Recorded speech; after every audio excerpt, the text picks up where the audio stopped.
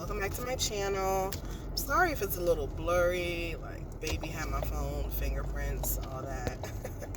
So I wanted to come and talk to you guys about something that we are going through in our class, and it is, um, sorry, theoretical orientation.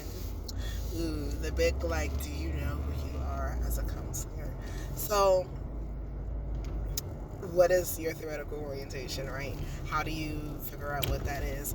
And a lot of it is like what we learned if you're in that part of your schooling where you've already learned about like career counseling.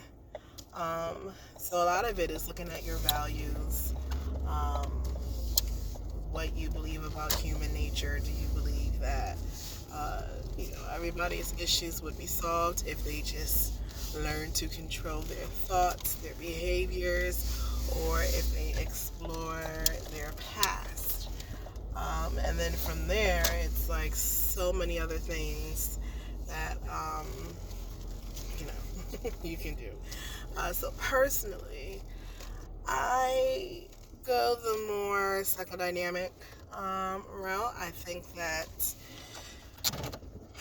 your past like greatly influences who you are. It influences the lens. I always say this in all my papers, but your past and the things you are taught and the schemas are the lens in which you view all your current issues, people, anybody that you are dealing with. So how can you not address your past?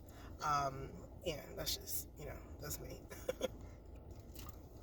And with that frame, so the thing is, like, there's a lot of theories too that aren't really like evidence based. Like, I really like Adlerian.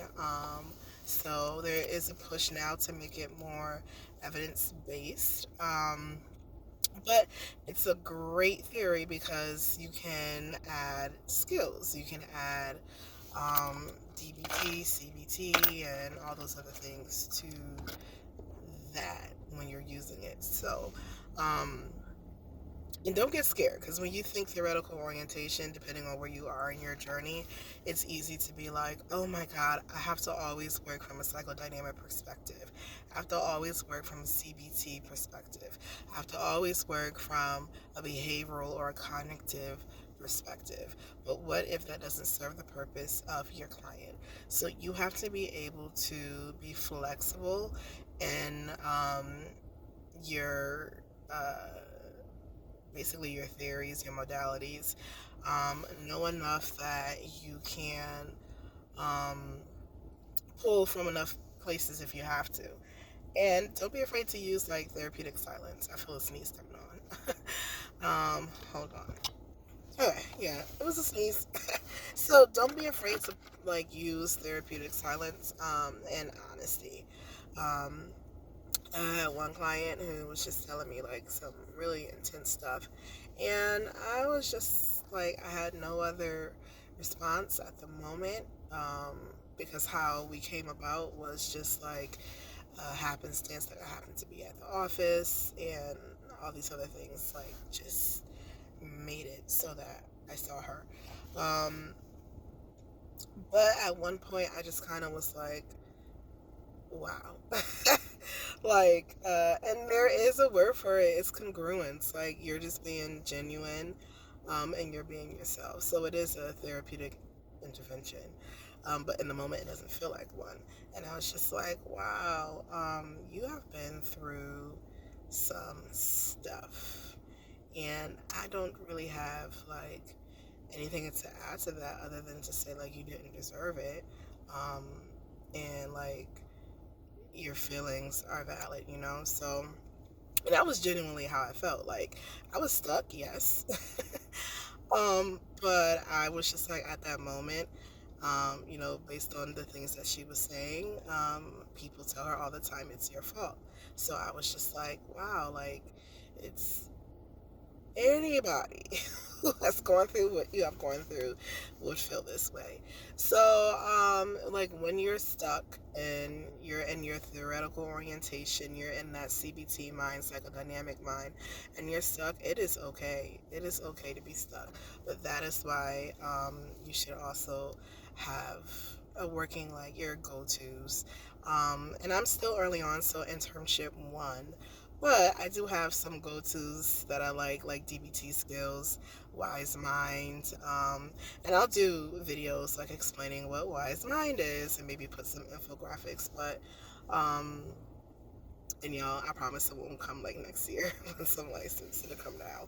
But yeah, so your theoretical orientation is important in the way that it is the way in which you will conceptualize that case. It is the way in which you see the problems. It is the way in which you see solutions.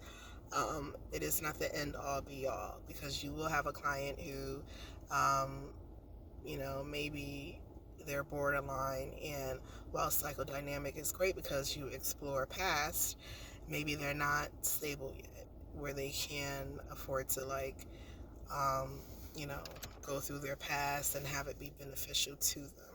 So, yeah, it is not the end all be all. It will change because I'm kind of going through changes. When you are not seeing clients and you're writing papers and you're doing the research, it is easy to be like, boom, I am one theory. Once you, go ahead and you are actually applying your skills and you are in clinical practice, things change because it could depend on like the type of clients that you're seeing. For me, I have a lot of personality disorders, and that wasn't like I love a good psychosis. Like, oh, give them to me. Like, I like working with them and doing the work. It's very challenging. But my ideal client, if you asked me like a year ago, were like perinatal clients, minority clients to help with some of the disparities in minority like perinatal health. But that is not who I'm seeing. So they're still there. I did a lot of research papers around that, but then when you get into clinical practice, it is going to be different. Um, and I wasn't able to find an internship that catered to that community, which is fine because I also like where I am because I'm able to cater to a whole like plethora, right? I like that word, of people who I probably didn't think I would have gotten a chance to work with. So, when it comes to your theoretical orientation, and this is off the top of my head, like I have no talking points. But when it comes to your theoretical orientation, just know that it is okay not to know what you truly, truly, truly feel. There's so many out there, and 3 years of school is not enough to really learn everything because every class is different.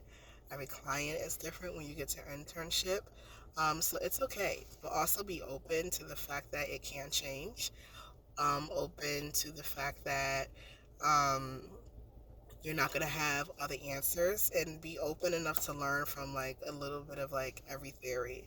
And I think I'll do another video where you talk about integrative and eclectic and all the like controversy between using those words because those are hot words in the counseling community. But yeah, so be open. It's okay if you don't have a theory. It will change. And the best way to know what theory works for you is to understand your values, your goals, your why, and what you personally believe about human nature. Like, that's the only way you're going to figure it out. What do you believe about human nature? What do you believe about behaviors? Um, and there's really no right or wrong answer because there's a clinician out there for everybody. So, yeah, that's it, guys. Oh, and I'm wearing my like capella sweater. I don't know how this is gonna, you might not be able to see it the right way. But that's it. I'm gonna go and head into the store. I'm trying to do these like vlogs. I don't know if this is considered vlogmas or not, but I'm trying to get out here and just drop some gems as I go along, things I've learned. And let me know. So I consider myself psychodynamic, and I don't care when you find this, 5 years from now, tomorrow. Let me know, what do you consider yourself? If you don't know your theory, what do you believe about human nature? All right, guys? Okay. So I will see you guys in the next video.